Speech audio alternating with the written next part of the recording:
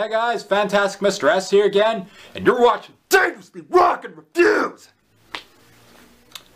I found out not too long ago that they made a remake of Footloose, the movie and the song. And for a while, it was the original Kenny Loggins version of the song that people all knew and loved. Until Blake Shelton recorded his own version. Wait, Blake Shelton recorded his version of Footloose? No! So yeah, let's go ahead and compare Kenny Loggins' Footloose with Blake Shelton's Footloose. I never watched either of the movies, but I have listened to both versions of the song. They're pretty much the same song, as they have pretty much the same notes and the same instrumental arrangements. But they each take a different musical approach. The Loggins version is your basic 80s rock song with its electronic drums and some synthesizers in the background, but with a subtle country flavor to it. The Shelton version, on the other hand, is just straight up modern country. Nothing really subtle about it. And that's typical of both his style and the time period it was recorded in. So which version of the song do I like better?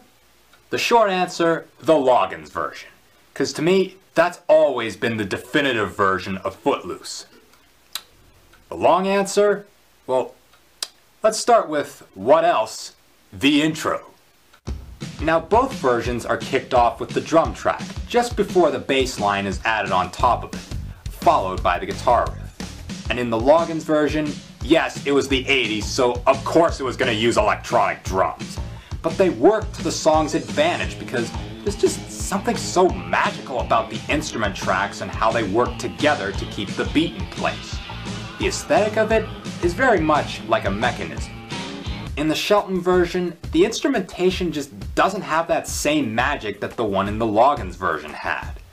It starts off with some electronic drums too, but after the bass line comes in, it switches to the acoustic drums right out of nowhere, thus not only rendering the electronic drum intro pointless, but also making the whole thing feel disjointed.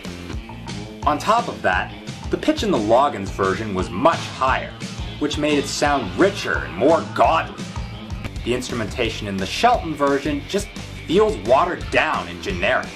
In fact, it sounds more like the riff from Vaseline than it does Footloose.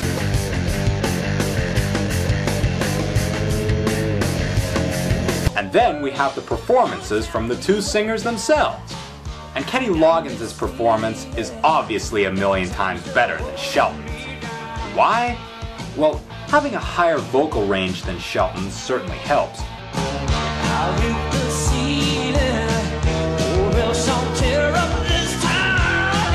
But what made his performance really kick-ass was his working-class country rock persona, while still having that fun poppy influence in there as well.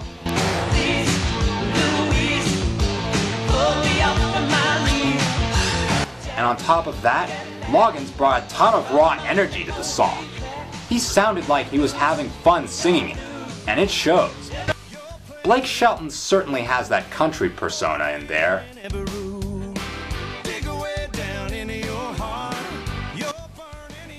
Actually, that's about it.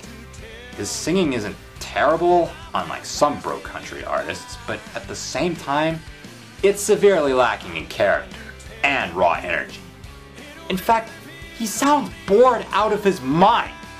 And if all that auto-tune doesn't tell you something, nothing will.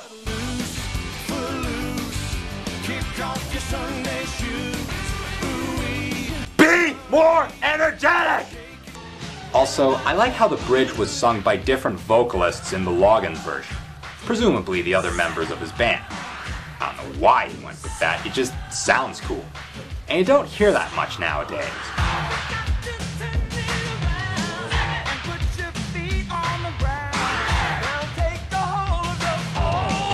In the Shelton version, it's just him singing all the leads, even the bridge.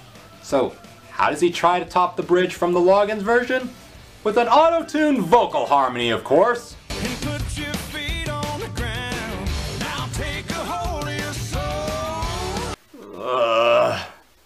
Why couldn't you have just let your bandmates share the leads?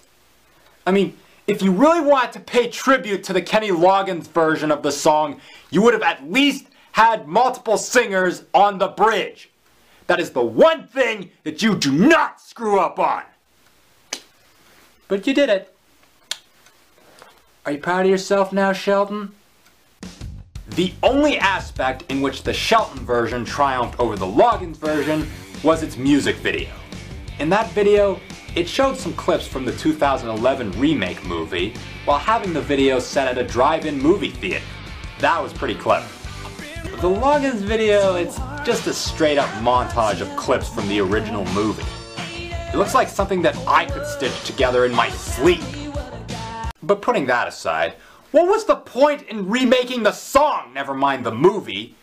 Because it's never going to hold a candle to the original Kenny Loggins version. That was a classic, just like the original movie. It was well-paced, it was believable, and above all else, great fun to dance to. That's what a dance song is supposed to do. And as far as 80s songs go, the original Kenny Loggins version definitely stood the test of time. The Shelton version doesn't sound like it's trying, really. I think we all know that it was only made as an obligatory accompaniment to the movie remake rather than a labor of love. And why Blake Shelton? Was there really no one else up for the job? Was Rob Thomas too busy to provide his own awesome take on it? But on its own, it's okay, but it's also really forgettable. It just goes to show you that some things are just better left in the past. In fact, I'm not really sure that the old guy at the toll booth was really all that pleased to see him. As far as I'm concerned, I bet he was thinking, oh no, not that guy again. Yeah, what you want, boy? How's the crowd in there? Yeah, it's a little slow. Doesn't surprise me, to be honest. Well, we'll see if we can't do something about that. Please don't. All right. Go on, get out of here, boy. Well, at least it wasn't O'Brien. I'm giving the Kenny Loggins version an epic win. Epic win! And the Blake Shelton version, an epic average. Epic average. I'm the fantastic Mr. S, and you're watching Dangerously Rockin' Reviews!